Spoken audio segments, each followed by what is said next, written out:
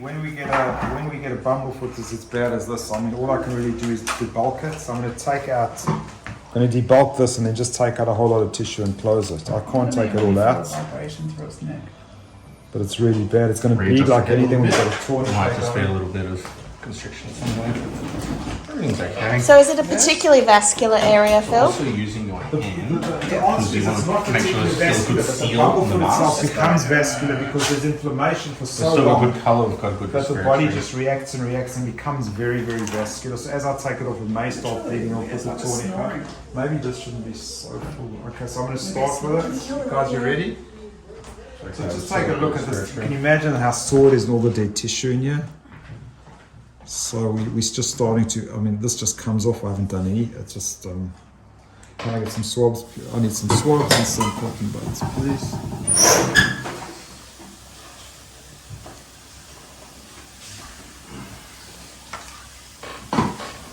Well, this one I've got those here.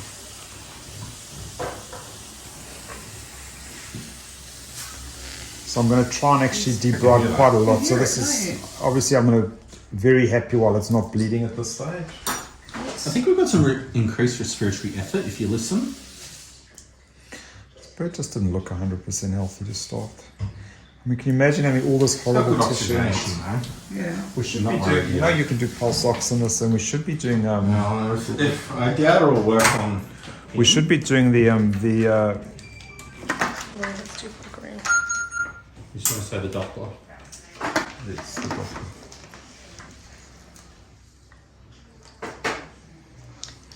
You can actually do it onto the wattle too.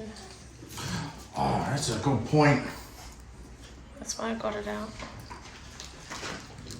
Didn't think about that. All right, I think we're ready to do the These devices aren't actually calibrated for chickens as well. Yeah. Just something to the back of your mind. What do you think? Let's do the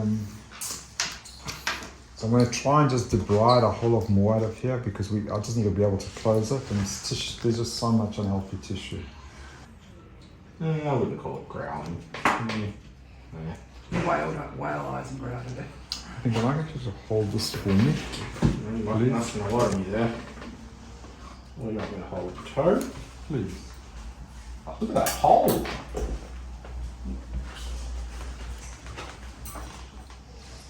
Now, if you flick me with anything, you're in trouble. I can feel that. Can you? Okay, so SBO2 is 100. Hold on. Beautiful. Put that on the video. That's what it should be.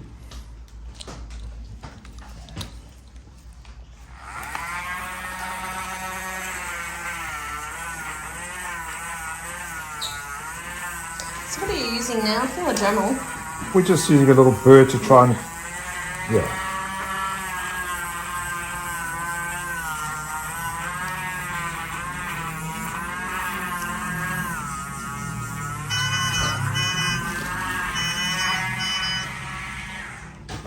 Well, you're not because you're not actually counting right now.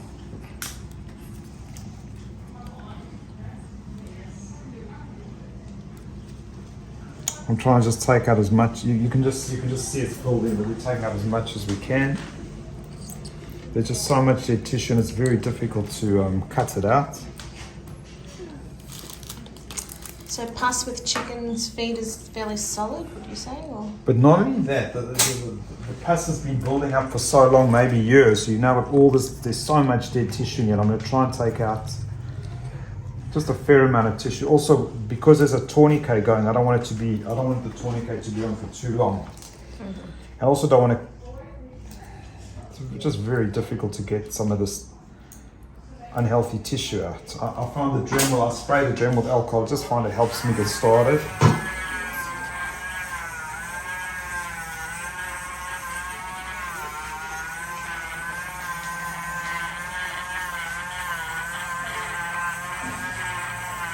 Provide a bullet. Making some. I should really be wearing a mask. It's putrid. The smell that comes out of this thing is putrid. Yes, and I didn't get a heads up and I didn't put gloves on.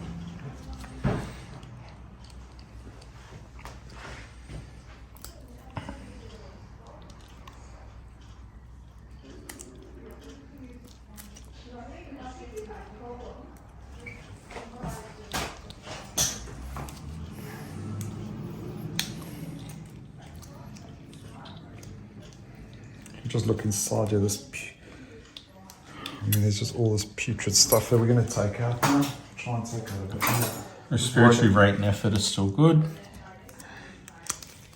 SpO2 is still 100. SpO2, however, take with a grain of salt because it's not designed for chickens. What is? Nothing. Nothing I know of, anyway. Exactly.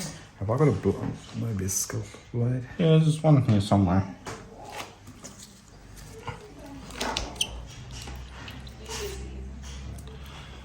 And then a bit. What's up? One sec. So you can kind of see we've taken out quite a lot. It looks quite clean. I'll take a little bit more, and then that's all we're really going to do for now. I mean, a second surgery is a reasonable thing, but there's only so much we can do in one go.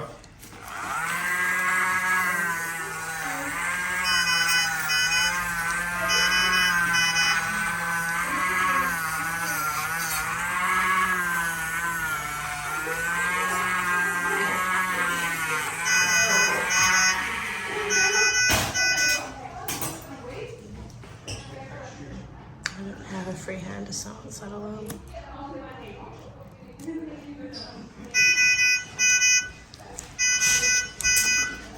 Ethan, can I get some flush out of the incubator, please? You don't have to draw it, just some of the syringes that are there. Is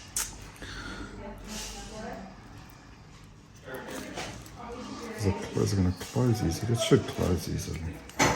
So that's the end result. What did you say, Phil? Yeah, so now what we're going to do is we're going to stitch it closed. We're going to put some antibiotics into the wound. You've just flushed it clean. We've flushed it clean as, I mean, it's, there's tiny amounts still that...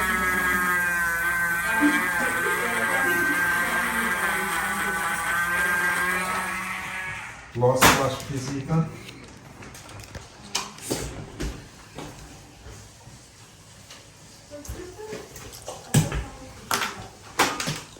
Very warm. Start stitching.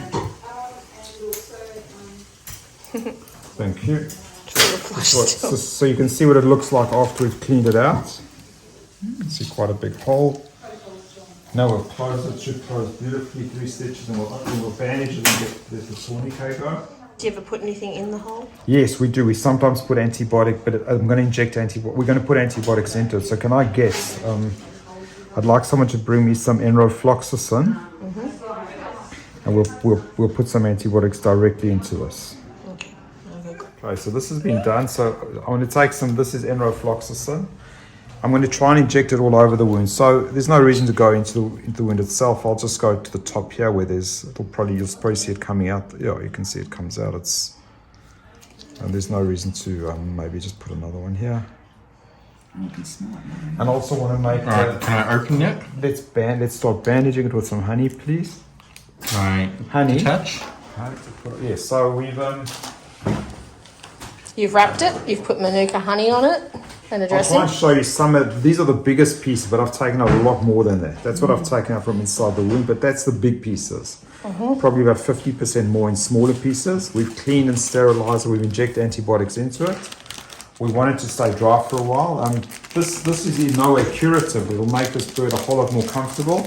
And probably in 6 months, we'd probably repeat it, or maybe a year, depending how it goes.